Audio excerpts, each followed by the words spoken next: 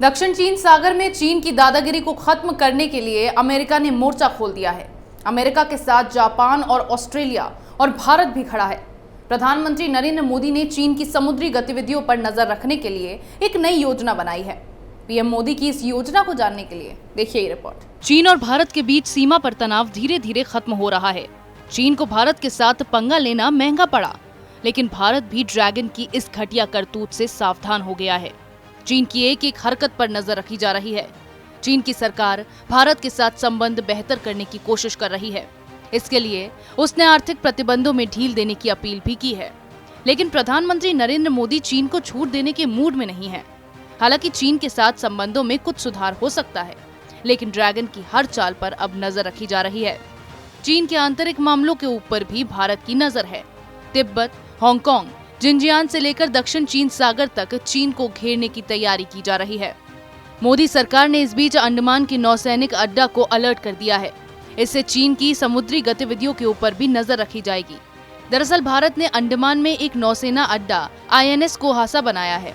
वायुसेना के लिए बनाए गए इस नौसैनिक अड्डे से चीन की हर गतिविधि पर नजर रखी जाएगी। इस द्वीप को विकसित करने के लिए कुछ नई योजना पर भी काम किया जा रहा है। इसमें जापान का भी सहयोग मिल रहा है। जापान की कंपनी NEC कॉरपोरेशन चेन्नई से अंडमान निकोबार तक समुद्र के अंदर केबल बिछा रही है। भारत और जापान मिलकर चीन की दादागिरी को खत्म करने की योजना पर काम कर रहे हैं। दोनों देशों ने अमेरिका और ऑस्ट्रेलिया को भी अपनी इस योजना में शामिल कर लिया है। अब भारत, जापान, ऑस्ट्रेलिया और अमेरिका साथ मिलकर चीन को समुद्र में घेरेंगे। अमेरिका ने तो दक्षिण चीन सागर पर चीन के दावे को खारिज करके इसकी शुरुआत कर दी है। चीन इस बात से बेचैन है क्योंकि दक्षिण चीन सागर के मसले को वह आंतरिक मामला कहता है, लेकिन अमेरिका उसके हर दावे को खारिज करता रहा है, जिसके कारण चीन को मजबूत चुनौती मिल रही है। दक्षिण चीन सागर के साथ साथ पूर्वी चीन सागर में भी जापान ने चीन को चुनौती दी है। ईस्ट चाइना सी में जापान और चीन के बीच सेनकाकू द्वीप समूह को लेकर पुराना विवाद है।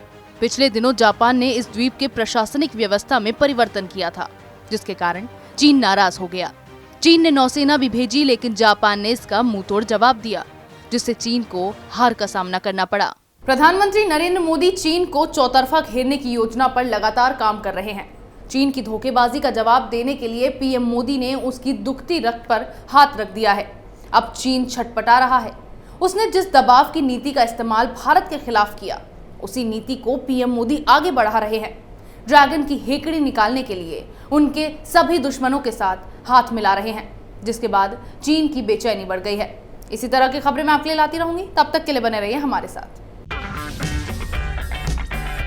अगर आपको हमारा वीडियो पसंद आया हो तो इसे लाइक करें, हमारे चैनल को सब्सक्राइब करें और हाँ, बेल आइकन दबाना ना भूलें, ताकि आप तक हमारे वीडियो की नोटिफिकेशन पहुंचती रहे। आप अपना सुझाव हमें कमेंट बॉक्स में दे सकते हैं। हमारे साथ जुड़ने के लिए शुक्रिया।